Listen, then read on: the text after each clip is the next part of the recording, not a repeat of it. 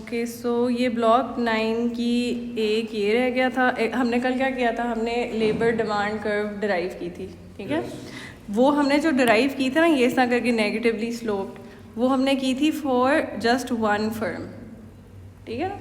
अब फ़र्ज़ करो इंडस्ट्री में तो ढेर सारी फर्म्स होती हैं ना, तो इमेजिन कर लो कि ये this is one firm, this is second firm, तो what would be the industry अब marginal value product of labour. Marginal value product याद है क्या होता है?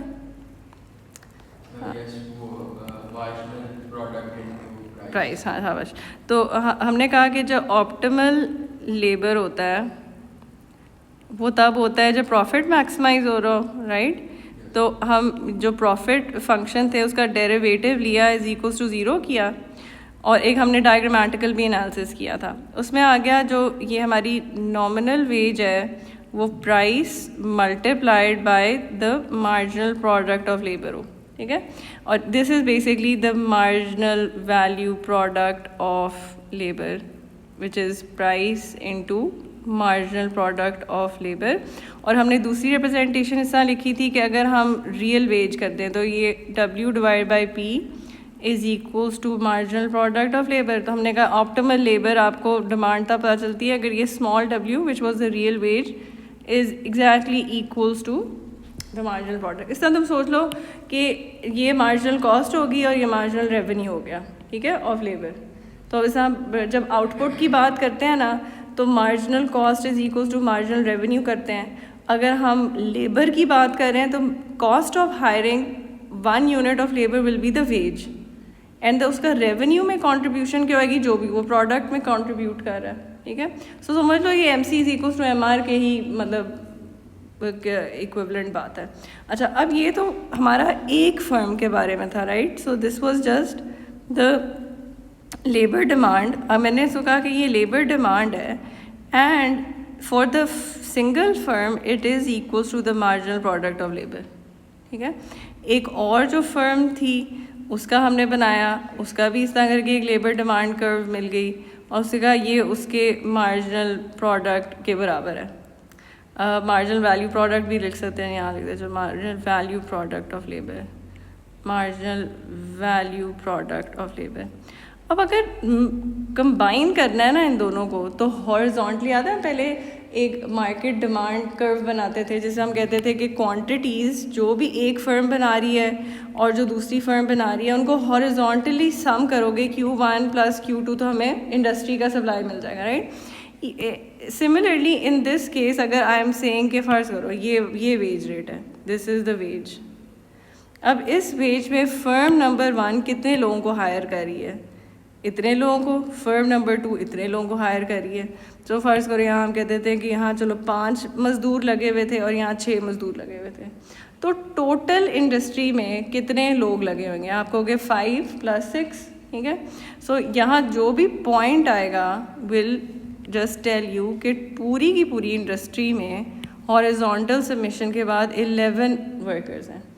ये भी this is going to be negatively sloped क्योंकि ऑब्वियसली इनको ही सम कर रहे हो ना, इसको सम किया, इसको सम किया, तो जो इनका स्ट्रक्चर है वो उसका भी कोई स्ट्रक्चर रहेगा। सो अब ये, लेकिन ये याद रखना है कि यहाँ जो है ना दिस फॉर द इंडस्ट्री इसकी ये सिर्फ it is not the labour demand curve, it's just the marginal value product of labour when it comes to the industry. अच्छा, अब हम बताते हैं, फिर वो आपको बेसिकली यही कहेगा ना कि फिर एक चीज़ तो हमने ये किया रियलाइज़ कि जो when we are talking about the industry, then industry में ये जो हॉरिजॉन्टली सम करते हो ना, दैट इज़ फर्स्ट करो यहाँ लिख देते हैं ये जो ND मुझे मिलता है ना विच इज़ फ्रॉम हॉरिजॉन्टल सम, यहाँ लिख देते हैं यहाँ मार्जिनल वैल्यू प्रोडक्ट जो हमने हॉरिजॉन्टली सम किया, this is not equals to जो इंडस्ट्री में का जो लेबर सप्लाई है, इंडस्ट्री का labour supply. So for this simple firm ना ये दोनों आपस में बराबर होते हैं, लेकिन इंडस्ट्री में ये बराबर नहीं होते, ठीक है। सो अब बात ये है कि हमने डिराइव करना है, so we just want to derive the labour demand for the industry. हमने सो फार उसका मार्जिनल प्रोडक्ट ड्राइव किया, लेकिन हमने उसका लेबर डिमांड ड्राइव नहीं किया। ठीक है, अच्छा अब इसकी स्टोरी सुनो किस तरह करते हैं। कहते हैं कि फ़र्ज़ करो ये एक हमारी ये टोटल हमने बनाया था, फ़र्ज़ करो एक 2-3 फर्म का जो भी हॉरिजॉन्टली सम करके ये हमारा मार्जिनल वैल्यू प्रोडक्ट मिल गया। और इमेजिन करो कि ये ना डब्ल्यू वेज सेट हुई भी थी और ये मेरा इक्विलिब्रियम था। कहते हैं इमेजिन करो कि अगर वेज फॉल कर जाती है ना, तो along this marginal value product आपकी क्या हो जाएगी, क्या कहते हैं इसकी, लेबर एम्प्लॉयड बढ़ जाएगा। ठीक है, so you are moving from point E naught to point E, and ये बेसिकली अभी हमारा सिर्फ शॉर्ट रन में ये चीज़ हो रही है। ठीक है, अब वो कह रहे हैं कि अगर लेबर बढ़ जाता है ना, बिकॉज हमारे प्रोडक्शन फंक्शन में क्या कहा था कि क्वांटिटी जितने लोग आप हायर करते हो उस पर डिपेंड करती है और जितना कैपिटल आप हायर करते हो उस पर डिपेंड करती है। सो अगर आपका लेबर बढ़ जाएगा तो प्रोडक्शन को क्या होगा, इंक्रीज़ हो जाएगी। सो अब देखो प्रोडक्शन इस तरह होता है ना, ये मेरा डिमांड है, ये सप्लाई, और ये सप्लाई जो है वो बढ़ रहा है। सप्लाई अगर बढ़ रहा है तो ये राइट पे जा रहा है कि लेफ्ट पे जा रहा है, राइट पे जा रहा है। ठीक है, अगर ये राइट की तरफ जा रहा है तो मार्केट प्राइस को क्या हो जाना है, प्राइस फॉल कर जाएगी। अगर प्राइस फॉल कर जाएगी तो मार्जिनल वैल्यू जो प्रोडक्ट था उसके अंदर, तो यही फॉर्मूला के अंदर क्या था, where is the marginal product का फॉर्मूला लिखा यहाँ। ठीक है, अगर प्राइस फॉल करती है so what happens to marginal value product भी फॉल कर जाएगा। ठीक है, and since marginal value product यहाँ कोई एक्सेस पे तो नहीं आ रहा ना, तो it's going to give us a shift. So when it shifts it's going, ये फॉल कर जाएगा। अब देखो ये जो सारा है ना movement from E to E1 to E2, ये बेसिकली डायनामिक मूवमेंट बता रहे हैं। जो फर्स्ट एंड फाइनल पॉइंट को जो आप ज्वाइन करोगे ना, तो ये आपको इंडस्ट्री का लेबर डिमांड बताएगा। ठीक है, सो ये जो रेड में है ना, दिस इज़ द इंडस्ट्री की लेबर डिमांड, एंड ये फर्म वाली है। बस ये याद रखना है कि इन दी एंड व्हाट हैपन्स इज़ कि जब आप final point and initial point को मैच करोगे, you will just see this one thing, it's just a bit more inelastic. ठीक है, सो आई डोंट थिंक इसका डेरिवेशन में अगर इस तरह आता भी है ना, तो ये एग्जैक्टली डायग्राम रेप्लिकेट कर सकते हैं। हम अपनी प्रैक्टिस के लिए ना ऑपोजिट कर लेते हैं कि फ़र्ज़ करो व्हाट इफ़ अगर वेज बढ़ जाती है, then what.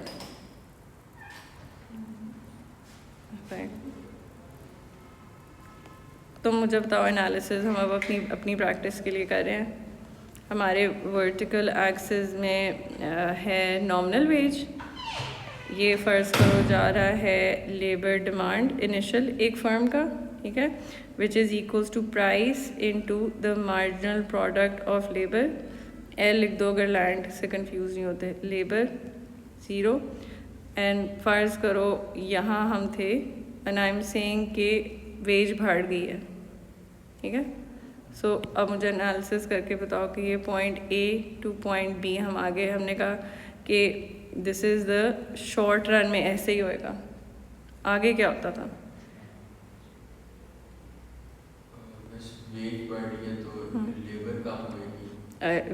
Leeds to a fall in labour कम हो रही है तो क्वांटिटी कम होगी। हाँ, because quantity was a function of capital and labour, and अगर लेबर फॉल कर रहा है तो क्वांटिटी भी कम प्रोड्यूस होएगी। क्वांटिटी कम हो रही है तो क्योंकि डिमांड हुई है, सप्लाई कम हो गया तो प्राइस इंक्रीज होगी।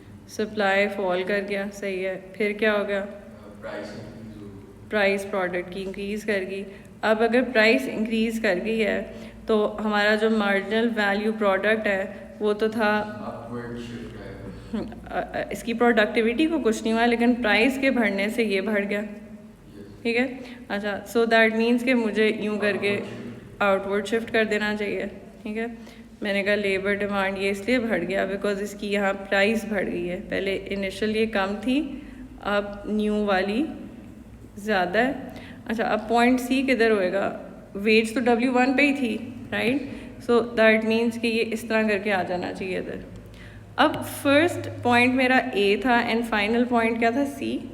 इनको अगर हमने कनेक्ट किया तो मेरी इंडस्ट्री की लेबर डिमांड कर्व आ जाएगी.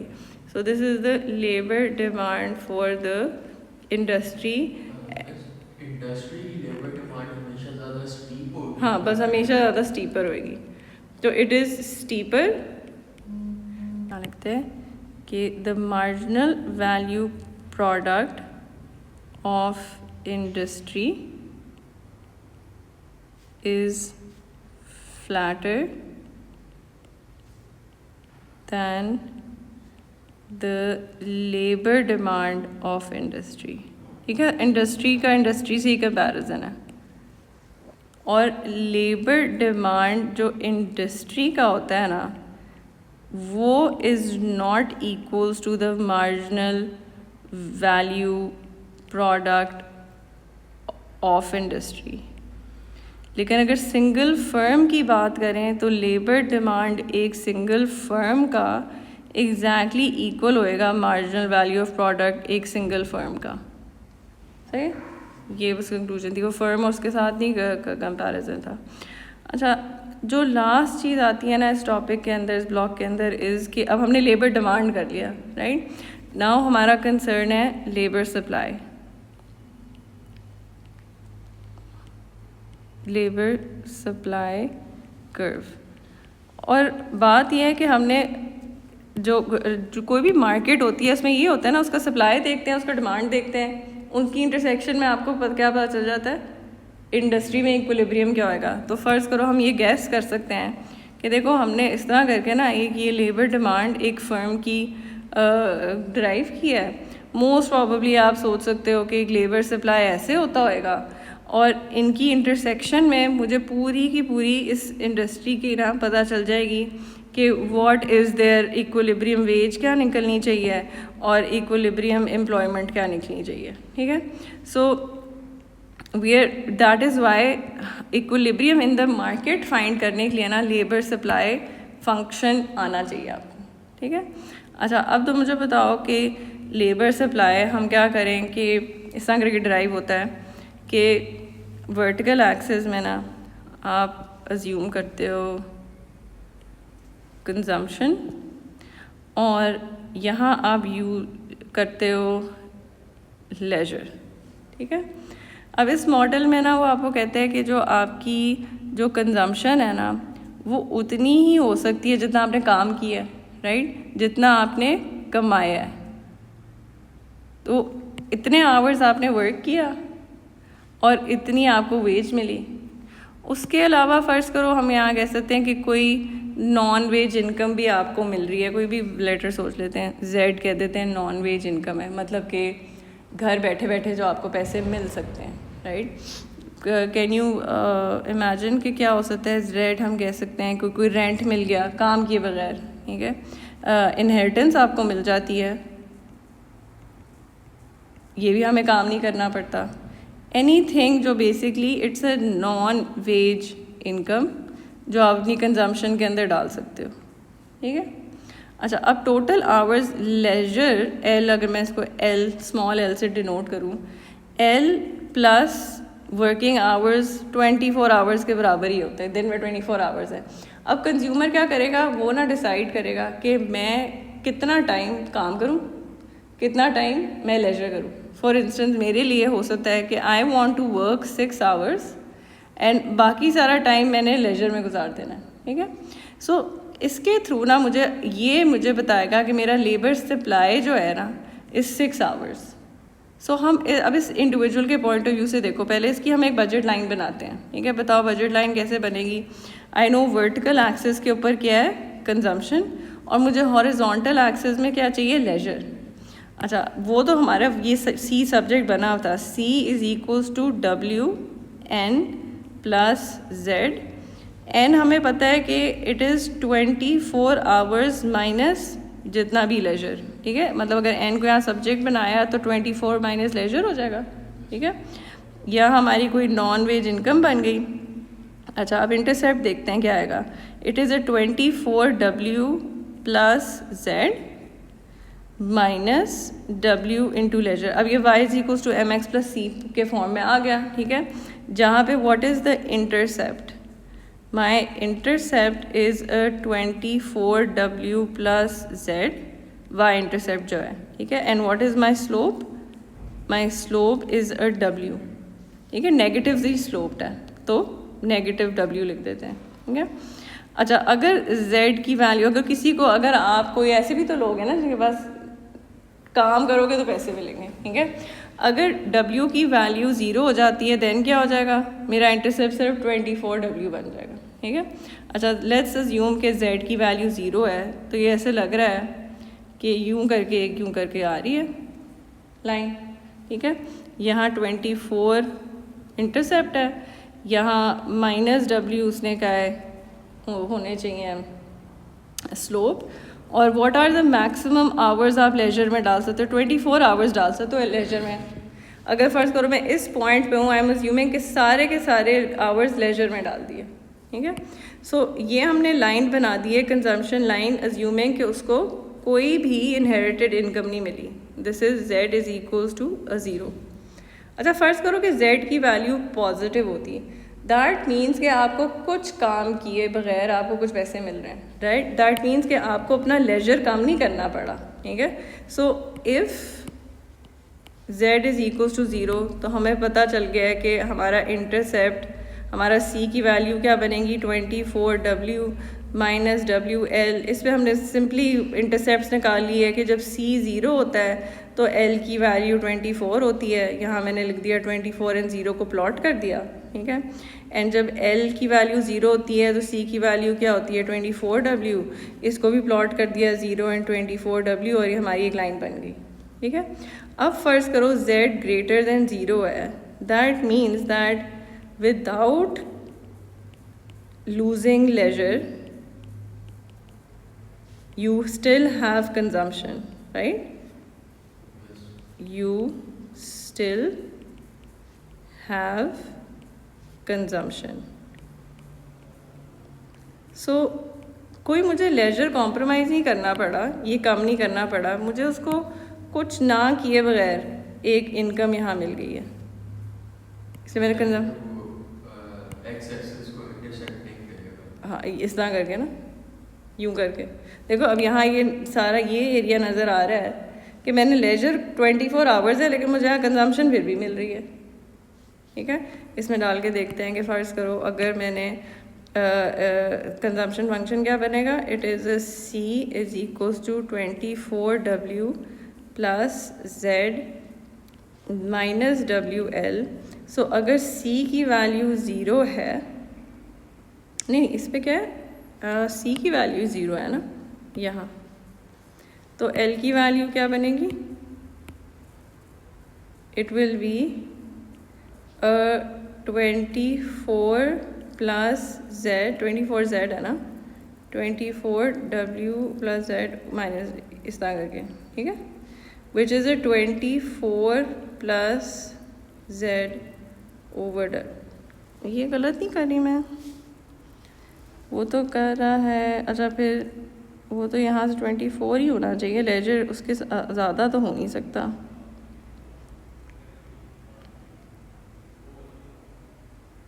है ना। फिर तो ये तो कह रहा है इसके यहाँ कहीं आ रहा है, डायग्रामेटिकली तो 24 घंटे से ज़्यादा घंटे होते ही नहीं हैं।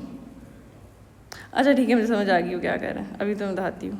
वो यूँ करके ना, अगर इसको किंक को यूँ करके आगे लेके जा रहा है, ठीक है, वो हम उसको ना इग्नोर करेंगे उस पार्ट को, because it's not, you can not, a day doesn't have more than 24 hours, ठीक है। अच्छा, वो दूसरा इंटरसेप्ट देखते हैं कि अगर L की वैल्यू अगर हम 0 कर दें तो C की वैल्यू क्या हो जाएगी, 24w प्लस z, ठीक है। अच्छा, दैट मीन्स कि यहाँ ऊपर की तरफ लेके जाते हैं यूँ करके, ऐसे यूँ करके।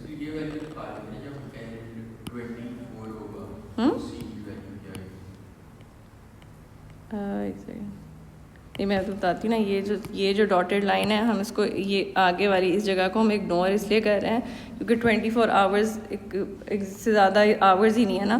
बिकॉज देखो ना, ये तो कह रहा है कि इसकी अगर सीधी लाइन हम लेके जाएंगे, that's going to cut the axis at 24 plus z over w।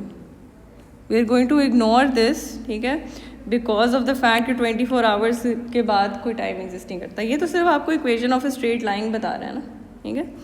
अच्छा, और ये क्या 24 प्लस 24 W प्लस Z। सो ये वाली लाइन क्या बन गई जब Z की वैल्यू ग्रेटर देन 0 है, ठीक है।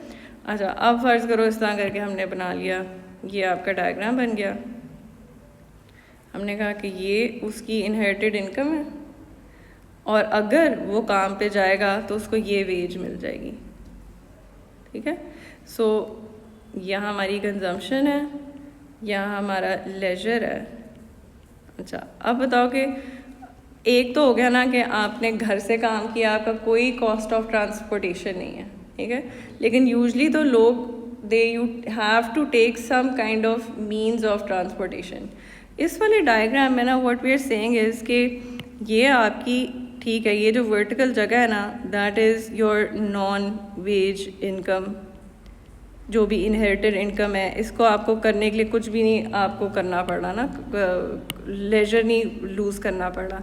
And if you enter the job market तो आपको ये वेज मिलेगी, and wage was denoted by, हमें स्लोप से पता चल जाएगा कि क्या उसकी वेज आपको मिल रही है, ठीक है।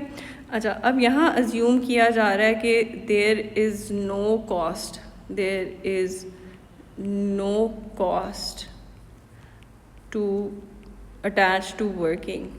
अच्छा, फॉर इंस्टेंस कि मैं कह रही हूँ that is there is no transportation cost, या फिर आपको कपड़े जूते आपने कोई आपको कुछ कर, फ्यूल भी कॉस्ट नहीं है, कोई गाड़ी कुछ कॉस्ट नहीं है। इन रियलिटी कुछ ना कुछ तो कॉस्ट होएगी टू स्टार्ट वर्किंग। आपको कपड़े लेने हैं, फ्यूल लेने, चीज़ों में इन्वेस्ट करना है, वो आप अपनी नॉन वेज इनकम से ही पे करोगे, राइट। सो क्या किस तरह करके आपके डायग्राम मुझे किस तरह मॉडिफाई करना चाहिए। आई शुड से कि फ़र्ज़ करो ये मेरी नॉन वेज अगर इनकम थी, मुझे इसके अंदर से कुछ पैसे कम करने पड़े और फिर I can work and then I will get whatever wage which is being given to me. अच्छा, अब इसमें क्या किस तरह लेबल किया जाए। फ़र्ज़ करो यहाँ लिख देती हूँ, यहाँ ABC, ये A है, ये B है, ये C है। So I say from point A to point C was my non wage income, लेकिन कुछ ना कुछ मुझे फ़िक्स कॉस्ट इनकर करनी पड़ी BC वाली हाइट की, ठीक है। So what are these are just basically my fix cost attached to the decision of working, ठीक है, attached to working। अब इन दी एंड जो भी वो बंदा है ना, वो उसका सोचेगा कि अब मुझे ना कितना लेजर और कितना कंजम्पशन करनी चाहिए का कॉम्बिनेशन ऐसे छोड़ेगा। हम कहते हैं उसकी यूटिलिटी जो है ना उसकी लेजर के ऊपर डिपेंड करती है और उसकी कंजम्पशन पे डिपेंड करती है। एंड इसको हम यूजली वो आपको ना कॉर्प डगलस ही, मतलब कुछ भी नहीं उसने बोला होता है, हम उसको कॉर्प डगलस ही लेते हैं। तो कॉर्प डगलस किस तरह होता है, यूं करके, राइट। अब ऑप्टिमल आपको क्या पता चल गया, ये एंड ये, ठीक है। अच्छा, अगर ये this is the amount of leisure, remember labour supply में लेजर तो नहीं होता है, हम तो लेबर जितना काम कर रहे होते हैं वो डालते हैं। तो अगर ये 24 आवर्स थे और इतना लेजर था तो वो काम कितना कर रहा होगा, 24 minus that. So this is the amount of, ये जो भी नंबर बनेगा ना, this is going to be the amount of labour supplied. ये मेरी यूटिलिटी है और ये मेरा पॉइंट इक्विलिब्रियम का है। अच्छा, अब देखो ना हमने लेबर डिमांड में किस तरह कहानी की थी। हमने तो पता है कि हमारे वर्टिकल एक्सेस के अंदर एक चीज़ आती है वेज और यहाँ आता है हमारा लेबर। हमने इस तरह इनकी आपस में रिलेशनशिप देखी। हमने कहा कि वेज जो है वो मार्जिनल प्रोडक्ट ऑफ लेबर के बराबर है, क्योंकि marginal product of labour he diminishing होता है, ज़्यादा डिमिनिशिंग रिटर्न का कौन, दैट इज़ हमने उसको डिमिनिशिंग नेचर का बना दिया। अब हमने फिर से W और L की ना आपस में रिलेशनशिप देखनी है, बट हमारे पास मॉडल अब क्या है, डिफरेंट है। हम सब लेबर एक इंडिविजुअल हाउस होल्ड के पॉइंट ऑफ व्यू से देख रहे हैं और नाउ लेट्स सी के वेज के चेंज होने का क्या इम्पैक्ट आएगा। सो ऐसा करते हैं, सिंपल कर लेते हैं अपने, कोई इनहेरिटेंस नहीं है, कोई ट्रांसपोर्टेशन कॉस्ट नहीं है। Remember economics is all about ceteris paribus नहीं कहते कि it's all about assumptions. Assumptions हम क्यों करते हैं? अपने लिए आसानी करने के लिए। What I am assuming right now is what कि there is no cost to work and there's no non-wage income, और इससे मेरा एनालिसिस फ़र्क नहीं पड़ेगा, ठीक है। सो इट्स मेरा आंसर फिर भी सेम आना है, ठीक है। I am just assuming this for simplicity.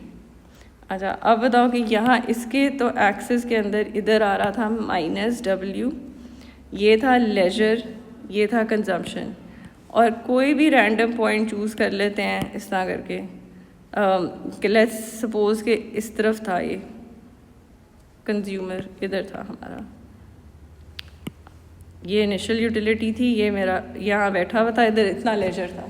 अब क्या वैसे सोचोगे अगर तुम 6 आवर्स लेजर पे थे और तुम्हें नहीं 12 आवर्स लेजर पे थे और तुम्हें बॉस तुम्हारी तनख्वाह बढ़ा देता है, तुम्हारा क्या इनिशियल रिएक्शन होगी? तनख्वाह बढ़ी है, अपने लेजर के काम कर दोगे, राइट, और काम के बढ़ा दोगे because now you are motivated to earn that extra income. अच्छा, अब वेज अगर बढ़ रही है तो ये जो मेरी बजट लाइन थी इसकी स्लोप बढ़ रही है।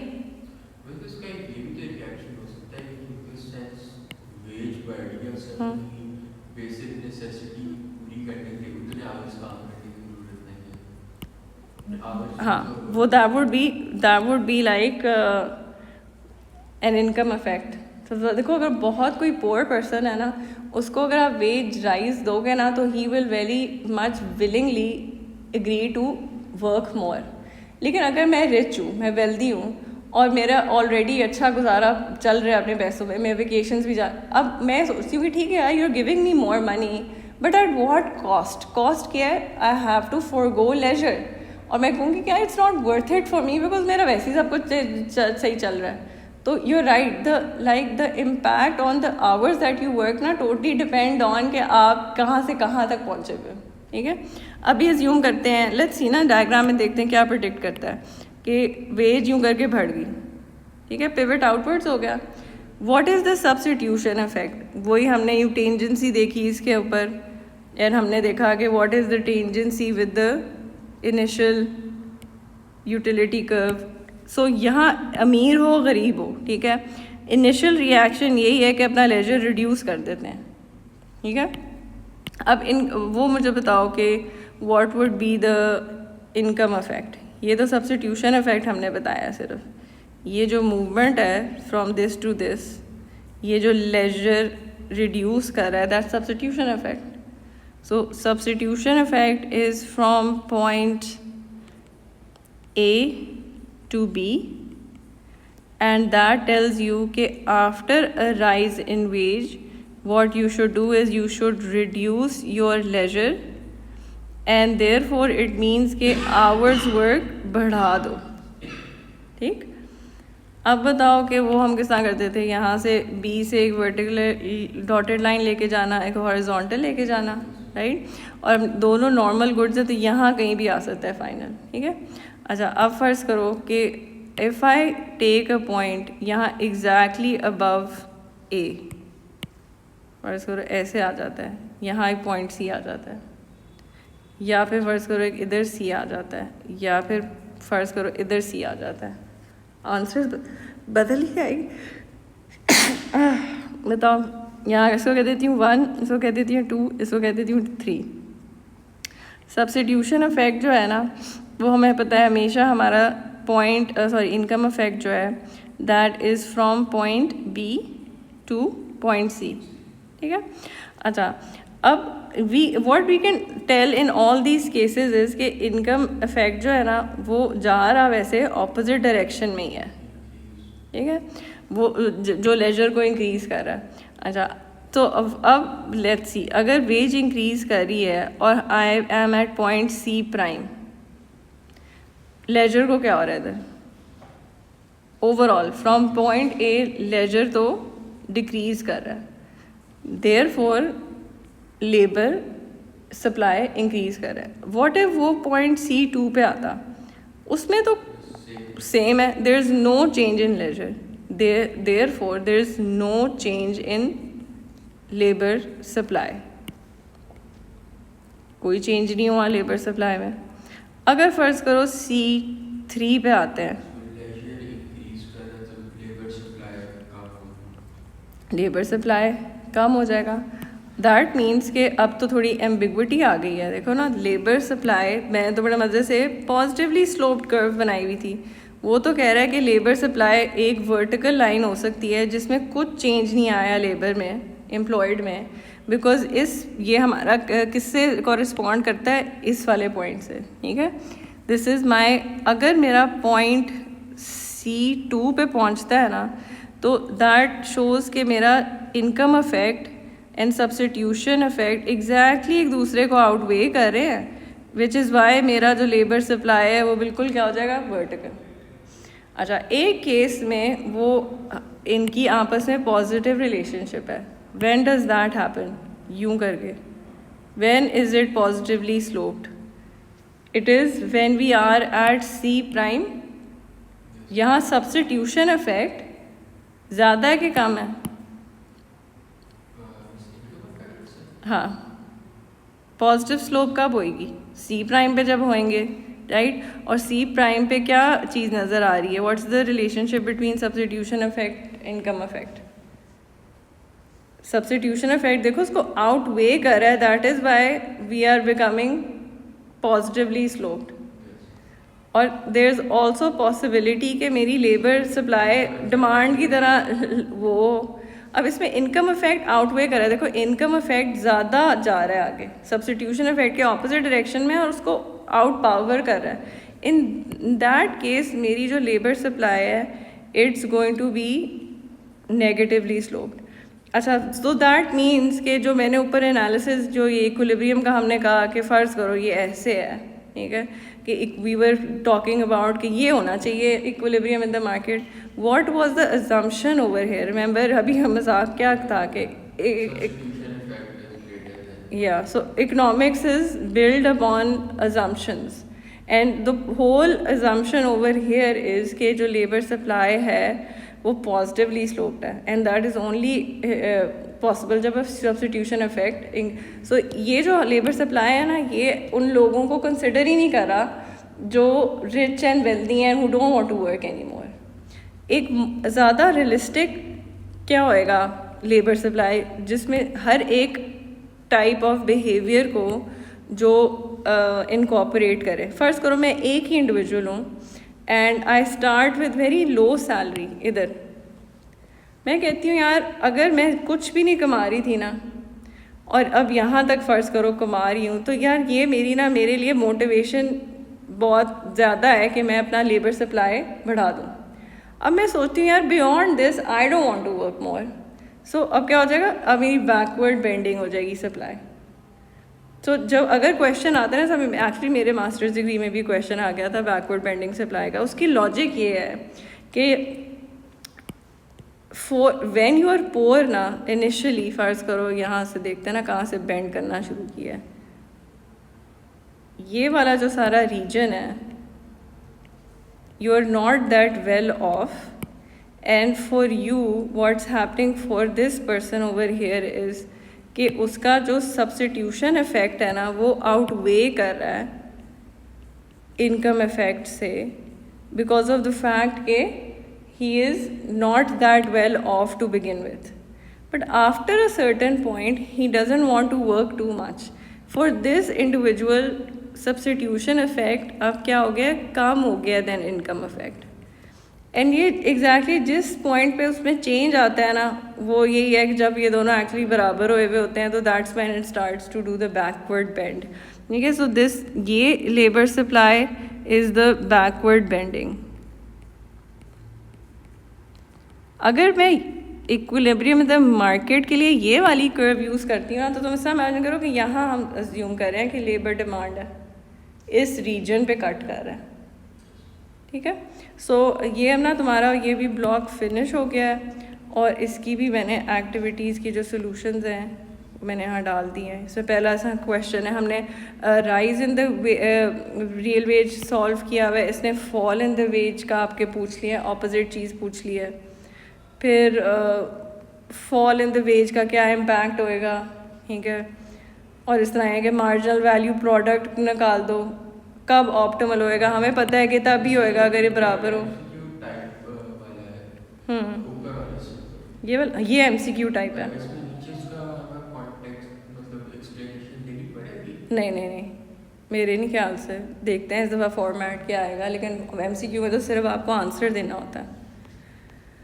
और ये अभी हमने ड्राइव किया है बैकवर्ड बेंडिंग, ठीक है, क्या जितनी वेज बढ़ती जा रही है उसका बिहेवियर थोड़ा चेंज होता जा रहा है, तो देयरफॉर लेबर सप्लाई इस तरह करके बना है। तो ये भी तुमने ओवर द वीकेंड ना ये देख लेना है, ये भी अभी हमने बात की है। So that's the end of this chapter. अगला चैप्टर अब देखते हैं जितना भी होता है इस वीक में।